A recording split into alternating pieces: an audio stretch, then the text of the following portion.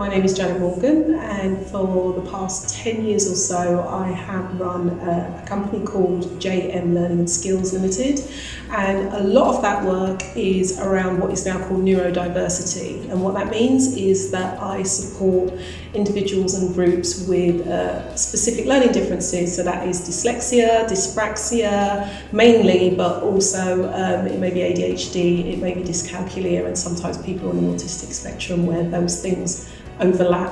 I've been doing this work for almost 20 years now. I started working in an FE college, and that's where I came across students who were really, really bright, but they were just struggling with aspects of their learning which seemed to be literacy based, and I was just curious about it. So that's when I initially did my studying. I did a certificate in adult dyslexia support, and that was by South Bank University back in the day. And it's just carried on since then, really. 2008 is when I set up my company, and now I support students in further and higher education, but I also work with people in the workplace. And more recently, my focus has really been on looking at what's called neurodivergence. And again, that is people with learning differences, but within African and Caribbean communities, because I think that that's an overlooked aspect of neurodiversity, and I really wanted to focus on that area. I was invited to work with Lizzie on the programme, which was an 8-week programme supporting people in the Borough of Wandsworth who are themselves dyslexic and maybe have other learning differences.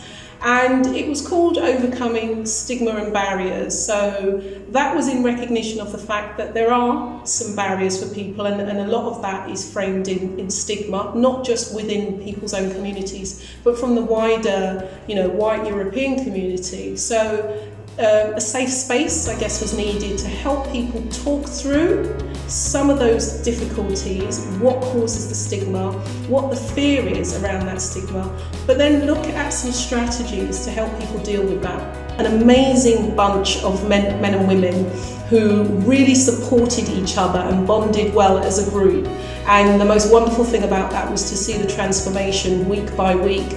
People who struggled to even come into the building for the first session were walking tall and proud and asserting themselves, and coming up with some strategies to really help them be assertive outside of the group. That has been wonderful. It's been a huge transformation for people in the programme.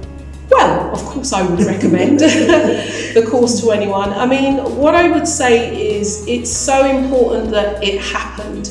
And I say this also as a message to people in my profession. There aren't very many practitioners, specialist tutors and assessors who look like me. It's increasing, but very, very slowly. And the lack of diversity, not just in terms of ethnicity, but along other lines as well. The lack of diversity, I think, is more than problematic, and it's something that the sector has to address so that we have more diversity in practitioners. People with dyslexia need to also see that diversity in people who may be supporting them. We also come with an understanding of some of the things that might cause stigma in the community. We come with our own ideas as practitioners how to address some of those challenges. So without that representation, it's going to mean that a lot of people may not access support.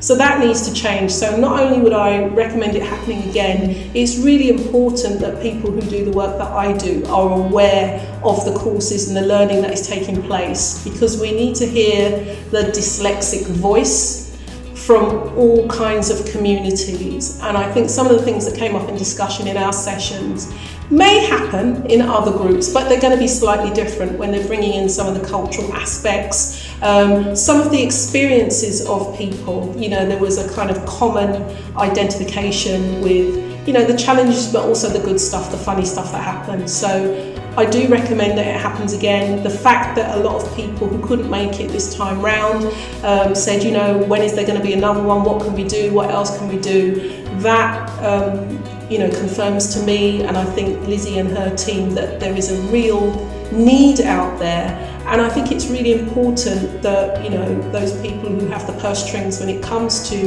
learning and it comes to education recognise that a lot of people with dyslexia have been done a disservice. A lot of people from black and minority ethnic backgrounds have been done a disservice in terms of their education and learning and in the workplace. So it's imperative that the resources are there available to them so that as adults they can actually move forward in their lives and in their careers in a way that's far more positive and supported.